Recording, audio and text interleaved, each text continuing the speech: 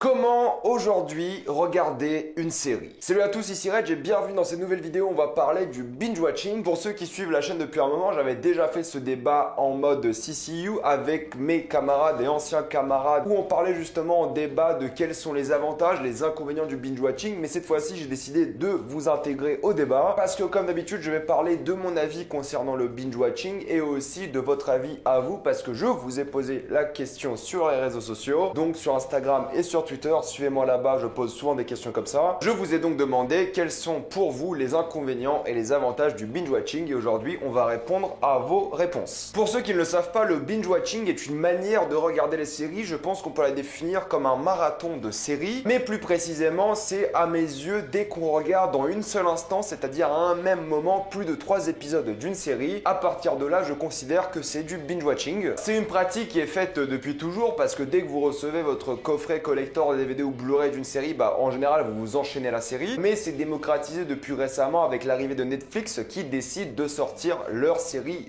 d'un coup, c'est-à-dire qu'il n'y a pas besoin d'attendre semaine après semaine pour regarder la suite de votre série. Il suffit juste d'attendre la date donnée et vous pouvez tout mater d'un coup. Donc c'est ça le binge watching et la première chose qui est relevée par vous et par moi-même, c'est la question de rythme. Lorsqu'on regarde la télé de manière hebdomadaire, le rythme de la série est complètement différent. Lorsque Netflix fait ses séries, elle fait ses séries avec le binge watching en tête. Elles sont faites d'une manière à ce que tu regardes la série d'un coup. Lorsque HBO fait une série, ils pensent faire la série semaine par semaine parce qu'ils s'attendent à ce que tout le monde regarde la série comme ça. Donc évidemment, ça change beaucoup de choses. De une, à la manière de faire une série, mais aussi à la manière de consommer une série parce que dès que toi, en tant que spectateur, tu t'attends à regarder une série d'un coup et que tu sais que la série est faite pour tout regarder d'un coup, eh bien tu vas la regarder différemment. Me concernant, je dois vous admettre que j'ai complètement arrêté de regarder des épisodes hebdomadaires, sauf pour l'année dernière, c'était Game of Thrones, que je regardais semaine par semaine, mais uniquement pour éviter de me faire spoil. Là, même pour Westworld saison 3, je vais attendre la fin de la série pour en parler et pour tout regarder d'un coup. Donc même si une série sort semaine par semaine, personnellement, j'attends que la série s'achève pour que je regarde tout d'un coup et je vais expliquer dans cette vidéo pourquoi. Mais pour beaucoup de personnes, c'est vrai que le rythme est important et beaucoup de personnes préfèrent semaine par semaine, d'autres préfèrent binge watching et d'autres préfèrent un mélange des deux, c'est-à-dire regarder peut-être 3 épisodes un jour, 2 épisodes un autre, etc., etc. Du coup, la manière de faire des séries a artistiquement changé. Quand vous prenez par exemple The Walking Dead à l'époque, il y avait 80% de pas grand chose durant un épisode et un cliffhanger qui donnait envie de voir la suite. Maintenant, le cliffhanger ne sert plus vraiment à grand chose parce que tu vas de toute façon, la plupart du temps, regarder l'épisode d'après. Ce qui change, c'est est-ce que tu vas le regarder maintenant ou plus tard. Mais les séries diffusées hebdomadairement, elles ont encore besoin d'utiliser des gros cliffhangers pour vraiment faire des audiences pour que les gens reviennent. Là, Netflix, ce qu'ils veulent, c'est des abonnements et donc pas des audiences. C'est vraiment ça qui est intéressant. Donc, le binge watching change fondamentalement la manière de produire ou de regarder une série. Par exemple, beaucoup m'ont dit, et je suis tout à fait d'accord avec ça, c'est que pour une sitcom, pour des séries de 20 minutes, on préfère le binge watching parce que un épisode par semaine d'une série de 20 minutes, au final, c'est pas assez conséquent et on préfère s'en enchaîner plusieurs. Je me rappelle à l'époque où je regardais How I Met Your Mother semaine par semaine, franchement, les dernières saisons me paraissaient tellement nulles parce que juste j'avais 20 minutes où il se passait pas grand chose et ça me faisait chier. Maintenant, quand j'ai revu certains épisodes de How I Met, genre 5, 6, 7 à la fois, je me suis dit, au final, c'est pas trop mal. Si un épisode te dérange, c'est pas grave, il y a celui d'après. Et ça, c'est très important dans le binge watching parce que du coup, t'as plus besoin d'attendre, t'as plus cette frustration de l'attente et t'as plus ces cliffhangers pourris qui servent à rien. Mais de l'autre côté, il y a un truc que beaucoup de personnes m'ont dit, c'est qu'ils aiment l'attente, ils aiment le suspense, ils aiment souffler. Encore une fois, ce n'est pas du tout mon cas, j'aime finir une série d'un coup, j'aime vraiment tout voir, tout me prendre dans la gueule, vivre toutes les émotions d'un coup, vivre le côté immersif d'un coup, parce que c'est ça aussi, c'est l'immersion qui est beaucoup plus forte quand tu regardes une série d'un coup. Si je reçois les émotions semaine par semaine, franchement, l'impact est à mes yeux amoindri. Par exemple, j'aurais adoré ne pas attendre une année pour voir un cliffhanger de Breaking Bad et tout m'enchaîner d'un coup, parce que c'est juste de la frustration, c'est pas une émotion intéressante. Alors que si tu enchaînes tout d'un coup, et encore une fois c'est mon opinion, je trouve que l'émotion est décuplée parce que tu ressens quand même ce cliffhanger et t'as pas besoin d'attendre et de frustrer pour voir la suite un an plus tard. Là t'as la suite juste après. Ceci n'empêche qu'il y a quand même des cliffhangers de fin de saison pour les séries Netflix, il faut attendre un an, mais la semaine de frustration que t'as après un épisode, franchement j'aime pas du tout et je préfère tout mater d'un coup. Parce que pour moi l'attente n'est pas de l'excitation, pour moi l'excitation elle vient quand une nouvelle saison commence. Quelques jours avant la nouvelle saison je me dis putain ça va arriver, mais semaine par semaine j'ai pas d'excitation, j'ai que de la frustration. Et ça je sais c'est que mon avis à moi et que beaucoup semaine par semaine, vous me l'avez dit en réponse, c'est que vous êtes excité en attendant l'épisode de la semaine prochaine. Honnêtement moi encore une fois ça ne marche que pour saison à saison et non pas épisode à épisode. Vous m'avez beaucoup dit oui mais du coup quand tu fais du binge watching tu sais pas quelle scène se passe dans quel épisode. Est-ce que c'est réellement important de savoir que dans l'épisode 14 il se passe ça? Je pense pas. L'important c'est de savoir que la chose s'est passée. L'épisode n'est pas du tout intéressant, du moins le numéro de l'épisode n'est pas intéressant. Ce qui est intéressant intéressant, c'est la scène en soi, c'est le moment en soi, et puis à mes yeux, c'est tout. Parce que les gens qui se disent, ouais, je sais exactement dans quel épisode se passe cette scène, franchement, c'est du savoir inutile. Je suis désolé, c'est inutile. Moi, je sais que la scène s'est passée. Quel épisode, honnêtement, j'en fiche du moment qu'elle a eu lieu et que je m'en rappelle. Ça, c'est juste pour faire un peu les malins en soirée quiz où tu dis, ouais, c'est l'épisode 14 de Breaking Bad, Ozymandias, et puis c'est tout, quoi. C'est vraiment pas important. Ça ne changera rien dans votre vie de savoir dans quel épisode se passe Ozymandias du moment que tu te rappelles que c'est Ozymandias. Encore une fois, pour revenir sur l'aspect qui a beaucoup été évoqué, c'est le côté film. Quand tu regardes une série en binge-watching, quand tu regardes tout d'un coup, bah ça fait un film. Ça fait un film de 6 heures, de 5 heures, de 8 heures, de 10 heures, et c'est génial. J'adore le côté immersif de la chose. Voir tout avoir lieu d'un coup, franchement, c'est un truc auquel je prends beaucoup de plaisir. Et j'aime beaucoup le binge-watching pour cette raison, parce que j'adore le cinéma. Et pour moi, les séries télé sont devenues une extension du cinéma, mais de manière différente. Et vraiment, voir ça tout d'un coup, ça fait des séries télé une expérience qui mérite d'être appelée cinématographique. Alors non pas toujours dans la technique, parce que c'est pas le même budget, c'est pas le même volume horaire, évidemment. Même si maintenant les séries ressemblent de plus en plus à des films, il faut quand même admettre que c'est pas la même chose. Mais au moins, l'expérience ciné peut être très bien présente quand tu fais du binge-watching, chose qui n'est pas vraiment présente quand tu fais semaine par semaine. Sauf quand c'est des séries qui ont des épisodes d'1h30, mais sinon tu ressens pas vraiment l'expérience cinématographique. Et l'avantage du binge-watching, c'est que tu peux vraiment regarder semaine par semaine, tu peux vraiment regarder 3 épisodes d'un coup, 5, 10. Ça donne plus de liberté, c'est toi qui décides de ton propre rythme de visionnage, et c'est toi qui décides si une série t'intéresse, si tu vas revenir la semaine prochaine, etc. Vous vous rappelez toujours à l'époque, on se disait, bon, l'épisode de cette semaine était un peu nul, mais je vais attendre de voir celui de la semaine prochaine, voir si c'est mieux, puis celui d'après il est un peu mieux, du coup t'attends encore la semaine prochaine. T'es emprisonné par ce format qui est vraiment addictif d'attendre semaine par semaine, alors que si tu fais du binge-watching, tu regardes, ça te saoule, bah t'arrêtes parce que tu sais que la suite est là, tu peux reprendre 3 ans plus tard, tu t'en fiches. Beaucoup m'ont dit que le binge-watching ça rend accro, mais franchement, regarder semaine par semaine, ça rend plus accro que ça. Je me rappelle de Walking Dead, j'aurais dû arrêter des saisons avant, mais vu que chaque semaine il y avait un cliffhanger, vu que chaque semaine je me disais peut-être la semaine prochaine c'est mieux, et des fois ça l'était, des fois ça l'était pas, bah j'étais accro. Et là en binge-watching, si une série me saoule, franchement j'arrête et j'en parle plus. Parce que je sais que je peux regarder d'un coup, et si c'est nul, bah c'est comme ça. C'est comme regarder un film, si au bout de 30 minutes tu te rends compte que c'est vraiment nul à chier, au bout d'une heure c'est nul à chier, bah tu peux arrêter, y a pas de souci. Là pour une série c'est pareil, si t'as tout d'un coup, c'est bien. Si tu regardes une saison semaine par semaine, bah t'es accro, t'es vraiment frustré, et tu te sens à mes yeux un peu vraiment manipulé, parce que t'as pas vraiment le choix, et c'est plus dur quand tu regardes semaine par semaine de dire stop. Binge-watching, dire stop, franchement je trouve ça facile. En tout cas c'est mon opinion à moi, je trouve ça beaucoup plus facile. L'un des gros avantages c'est évidemment le fait qu'il n'y a pas de spoiler quand vous regardez du binge-watching, même si c'est pas totalement vrai, parce que des gens quand même vont faire du binge-watching, c'est-à-dire qu'ils vont tout regarder d'un coup et puis spoiler tout le monde, et d'autres vont regarder en un week-end, en 3 jours, en une semaine, une série. Mais c'est vrai que t'as beaucoup moins de spoilers quand t'as une semaine entière pour regarder un épisode, il y a beaucoup plus de chances que quelqu'un en parle au boulot, à l'école, etc.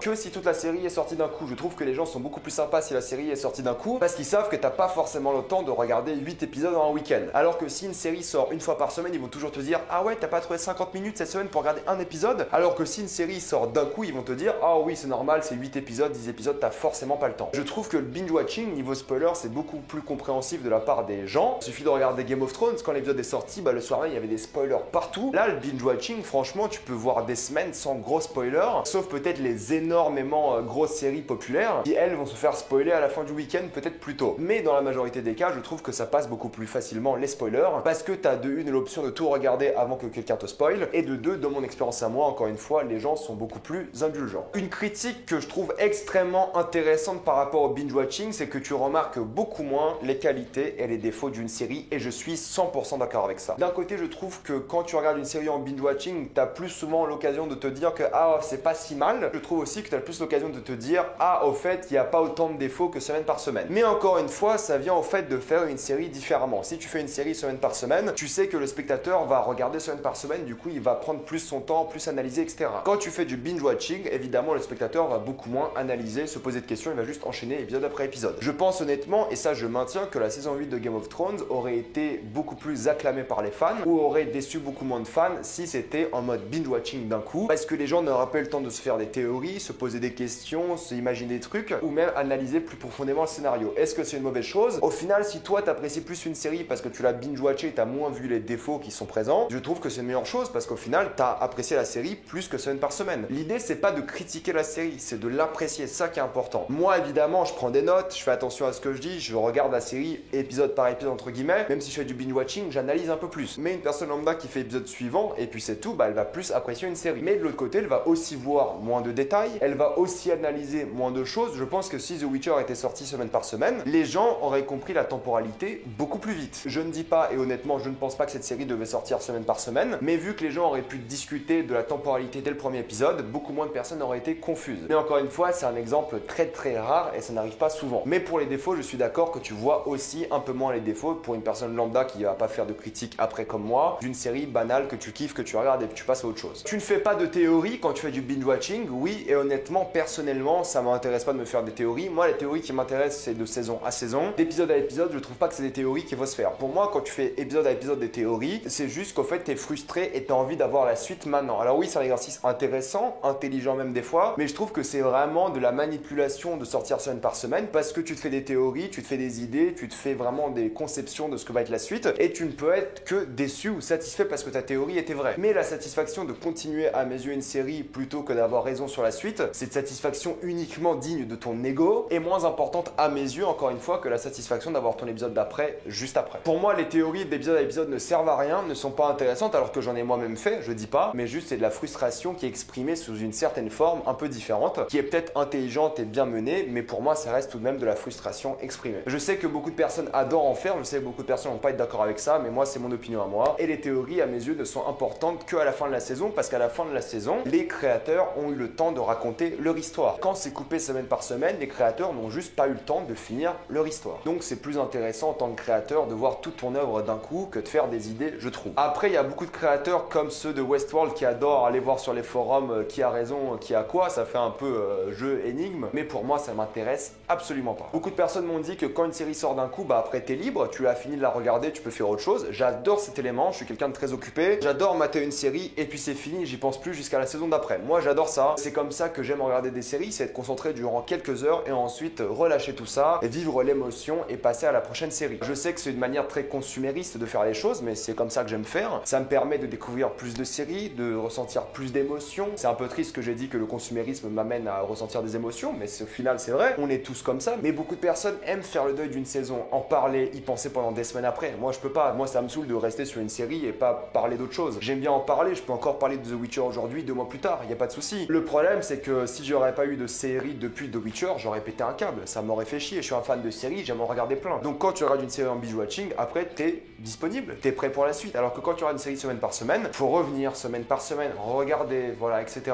Moi, Watchmen, tout le monde a regardé semaine par semaine, moi je l'ai regardé tout d'un coup en week-end ou 2 jours ou je sais pas combien de temps. J'ai kiffé, je suis passé à autre chose, j'ai adoré la série pourtant. Ça n'enlève pas de la satisfaction à mon visionnage de série. Pour beaucoup de personnes, apparemment ça le fait, et je vous comprends totalement, mais ce n'est pas mon opinion à moi. Beaucoup de personnes critiquent le fait qu'il n'y a plus ce rendez-vous du jeudi, du dimanche. Franchement, moi c'est un truc qui m'a jamais intéressé. Je préfère avoir tout d'un coup, regarder, je m'en fiche de ce côté rendez-vous. En général, ce côté rendez-vous, il est fait tout seul dans sa chambre ou devant la télé, encore quand c'est un événement social. Là, je dis oui, il n'y a pas de souci. Si tu regardes avec des potes, je comprends. Mais si c'est pour regarder tout seul avec un bol de chips le soir, c'est pas intéressant. À mes yeux, c'est pas intéressant. Je préfère tout regarder d'un coup avec des chips plutôt que semaine par semaine. Ça fait moins de chips de une. Et de deux, s'il n'y a pas d'événement social, un rendez-vous, ça sert à rien. Un rendez-vous, c'est pas tout seul. Et me dites pas, c'est un rendez-vous avec la série. Ce rendez-vous-là, il se fait en binge-watching aussi. Je préfère un rendez-vous annuel avec une petite hype quelques jours avant plutôt qu'un rendez-vous hebdomadaire où je dois me rappeler que ce jeudi-là, je suis occupé. Ça me prend du temps, ça prend du temps dans mon calendrier, c'est chiant quoi. Alors que si j'ai tout d'un coup, je peux mieux m'organiser, je peux mieux vivre ma vie, etc. Là, semaine par semaine, c'est beaucoup plus de contraintes. Beaucoup de personnes m'ont dit que les gens sont moins synchronisés. Bah en fait, je suis pas vraiment d'accord avec ça parce que oui, si tu regardes semaine par semaine et si c'est une grosse série et tes potes regardent, vous allez être synchronisés, encore une fois. Mais si c'est du binge-watching et c'est une grosse série et tes potes regardent, vous allez aussi être synchronisés. Peut-être pas le jour même, mais le week-end même si vous êtes fan de la série aussi. Sinon, c'est la même chose. Une personne pas fan de la série va pas regarder le jour même de la diffusion. Une personne fan d'une série qui sort en binge-watching, c'est pareil, elle va regarder quelques jours après. Mais si tu es réellement fan avec tes potes et tu veux en parler, tu veux vraiment avoir ces discussions, la majorité des fois, tu vas les avoir, peu importe que ce soit en hebdomadaire ou en binge-watching. Le côté moins social du binge-watching, je suis d'accord, c'est que c'est plus dur d'organiser des soirées de binge-watching, même si je vous avouerai que c'est tout à fait possible. J'ai fait plein de soirées avec des potes où on a regardé 5-6 épisodes d'une série et on a fini la série la semaine d'après, etc. C'est beaucoup plus facile d'organiser 2 soirées binge-watching plutôt que 7 à 8 soirées série. Et mis à part pour les gros événements séries comme Game of Thrones, personne fait ça ou très peu de personnes font ça. Donc l'effet social est moins présent, mais au final, il est quand même présent si vous vous donnez les moyens de le faire. Il y a très peu de différence entre l'hebdomadaire et le binge-watching. Même si pour l'hebdomadaire, c'est beaucoup plus simple, mais c'est plus pénible dans la durée. Et le binge-watching, c'est plus dur parce que ça requiert plus de temps sur le moment, mais plus simple sur la durée. Combien de fois je me suis posé avec des potes en train de regarder des épisodes de Rick et Morty? Ça, c'est du binge-watching. On parle moins des séries dans le temps, c'est un truc qui est beaucoup revenu aussi. Je suis un peu d'accord dans le sens où si c'est semaine par semaine, forcément de l'épisode 1 à l'épisode 8, il y aura 8 semaines qui vont avoir lieu et tu vas évidemment parler de la série durant ces 8 semaines. Quand il y a du binge-watching, tu vas regarder la série le jour J, tu peux en parler beaucoup moins de temps. Donc oui, en théorie, tu parles moins de temps de la série. Mais si vous prenez une série qui se finit le J8, le 8e épisode, bah au final, t'en parles autant après qu'une série en binge-watching. Donc oui, une série en binge-watching a moins de durée de vie, on va dire, mais ça se compense en commençant une autre série à mes yeux. Mais oui, en soi, une série binge-watchée a moins de durée de vie, c'est évident. Est-ce que c'est une mauvaise chose? Je trouve pas, parce qu'au final, les séries peuvent devenir cultes de la même manière. Stranger Things, c'est culte, ça sort en binge-watching à chaque fois. La Casa de Papel, c'est culte, ça sort en binge-watching, y a pas de souci quoi. La durée de vie, au final, c'est juste un moment de discussion, un moment social. Ça ne change en rien l'effet culte ou l'effet qualitatif de la série. Beaucoup de personnes m'ont dit que ça rend les séries oubliables. Je ne suis pas d'accord. Honnêtement, on se rappelle tous de Stranger Things. On se rappelle tous des grosses séries. Et comme on se rappelle des grosses séries hebdomadaires, quand une série sort de manière hebdomadaire, je trouve qu'on s'en rappelle autant que si une série sortait de manière binge-watching. Parce qu'au final, c'est toi qui décides si tu t'en rappelles ou pas. C'est pas le fait d'avoir regardé la série sur plusieurs semaines. C'est vraiment toi, si t'as kiffé la série, tu vas t'en rappeler. Est-ce que tu vas te rappeler de tous les éléments de la série comme si tu l'aurais fait en semaine par semaine? Sûrement pas. Je ne pense pas parce que c'est un travail différent de mémoire. Mais au final, tu vas pas oublier la série. Tu vas peut-être oublier des éléments de la série plus qu'en hebdomadaire, mais pas oublier la série en soi. Ça, je trouve que c'est pas vrai. Vous avez beaucoup eu cette impression, mais moi, je trouve que c'est pas du tout mon cas. Quand une nouvelle saison de Stranger Things sort, je me rappelle quand même de ce qui se passait dans la saison d'avant. Et sinon, il me faut un rappel. Mais même si c'est une série qui sort de manière hebdomadaire, s'il y a un an d'écart ou 10 mois d'écart ou 9 mois d'écart, je m'en rappelle autant que Stranger Things. Y a pas de souci. Qui est 11 mois d'écart, qui a un an d'écart ou 9 mois d'écart, ma mémoire, franchement, à ce stade-là, c'est la même. On déguste beaucoup moins une série, on savoure beaucoup moins une série. Là, pour le coup, je suis entièrement pas d'accord. Je sais que beaucoup de personnes l'ont dit aussi, mais moi, quand je regarde une série, là, je vais regarder Narcos Mexico. J'ai prévu mon calendrier Narcos Mexico, quoi. Je sais qu'en 1 ou 2 jours, je vais tout mater d'un coup. C'est là que je vais déguster. C'est là que je vais kiffer. C'est mes 2 jours Narcos Mexico. Alors que si j'avais un jour Narcos Mexico par semaine, genre 50 minutes par semaine, j'aurais moins dégusté, je trouve. Je préfère me faire un gros plat où je kiffe, genre un gros plat gourmet de 4 heures, 2 fois en une semaine, plutôt qu'un mini plat, un fast-food, une fois par semaine. Beaucoup de personnes disent l'inverse, c'est le fast-food quand c'est du binge-watching, mais je ne suis pas d'accord. Pour moi, c'est un gros repas qui prend son temps, qui est long. Là, tu as la différence entre te faire un plat gourmet 2 fois par semaine ou te faire un petit fast-food une fois par semaine. Donc cette comparaison du fast-food et du binge-watching, je l'ai jamais réellement compris. Je trouve que c'est vraiment l'inverse. Donc je déguste à mes yeux beaucoup mieux une série quand c'est tout d'un coup et je préfère largement. C'est significatif de la société de consommation, vous me l'avez dit, bah pas plus que de manière hebdomadaire. De manière hebdomadaire, tu consommes semaine par semaine. De manière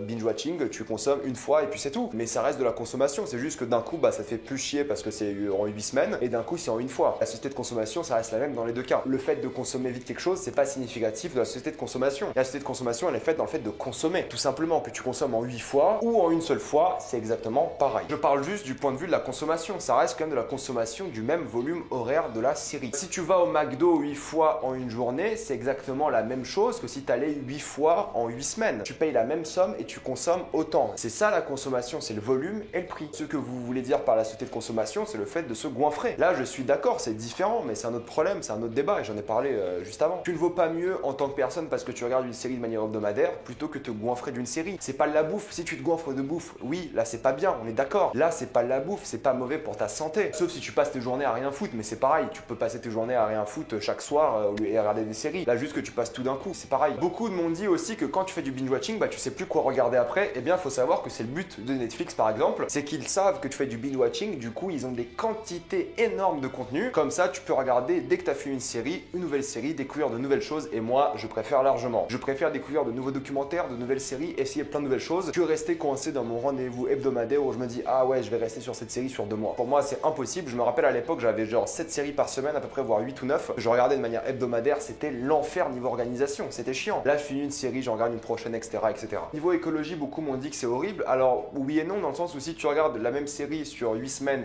ou sur 8 heures, c'est pareil parce que le contenu sera quand même là. C'est le même volume horaire. Ce qui est vrai, c'est que si tu regardes une série en binge-watching, t'as plus tendance à regarder une autre série après. Qui là, pour le coup, tu rajoutes du volume horaire. Alors que quelqu'un qui regarde de manière hebdomadaire va peut-être pas rajouter une nouvelle série. Donc oui, de manière écologique, dans les faits, je pense que le binge-watching, c'est pire. Mais il y a tellement pire niveau écologie dans la vie et j'aime pas faire du relativisme. J'aime pas du tout, mais bon, il y a bien pire que le streaming à l'heure actuelle. Et dire ça comme argument que c'est mieux de regarder semaine par semaine parce que l'écologie, t'as qu'à regarder ta série semaine par semaine alors qu'elle est sortie sur Netflix ou t'as qu'à la binge-watcher et ne pas en regarder une autre pendant 8 semaines. C'est pareil, c'est la volonté de chacun, c'est comme ça. Et mater des vidéos YouTube, c'est tout aussi mauvais que regarder des séries sur Netflix et ça, on le dit jamais. Donc mater du contenu, peu importe où il est sur un serveur, c'est tout aussi mauvais que mater une série. Donc ça, il n'y a pas de débat là-dessus. Regarder du contenu sur Internet, c'est mauvais pour l'écologie. Mais encore une fois, il y a bien pire et ça ne change rien au volume horaire de la série. Donc voilà, c'est tous les arguments que vous avez eu par rapport au binge-watching. J'essaie de débattre avec mon opinion. Encore une fois, on a tous une opinion différente, c'est ça qui est intéressant. Mais pour conclure, moi, le binge-watching, je préfère attendre qu'une série soit conclue pour tout regarder d'un coup, même si la série sort semaine par semaine. Je préfère enchaîner plusieurs séries plutôt qu'attendre genre 4 semaines pour en commencer une nouvelle. Oui, il y aura un statut culte, oui, c'est plus immersif, oui, j'apprécie tout autant la série, oui, je trouve la série peut-être des fois un peu plus qualitative qu'elle n'est réellement, parce que je regarde la série un peu plus vite, dans le sens où je regarde plusieurs épisodes d'un coup, mais c'est pas grave parce que si je vois moins les défauts, ça veut dire que je l'apprécie plus et c'est mieux pour moi, c'est mieux pour tout le monde. Donc pour moi, le binge-watching est la meilleure manière à mes yeux de déguster une série, de la savourer et de se faire kiffer à fond tout en élargissant son contenu série et cinéma, et c'est mieux aussi pour s'organiser une vie. Donc je vais m'arrêter là, mettez-moi dans les commentaires ce que vous pensez de tout ça, êtes-vous d'accord, êtes-vous pas d'accord, débattez dans les commentaires. Pensez comme d'habitude à vous abonner à la chaîne pour plus de vidéos, mettez un j'aime et partagez cette vidéo, ça aide beaucoup la chaîne. Si vous aimez la chaîne, pensez à la soutenir grâce au lien Utip ou en faisant un don ou en regardant une publicité, ça me fait un peu d'argent. Suivez-moi sur Instagram pour des critiques exclusives, suivez-moi sur Twitter pour toutes les news et salut à tous.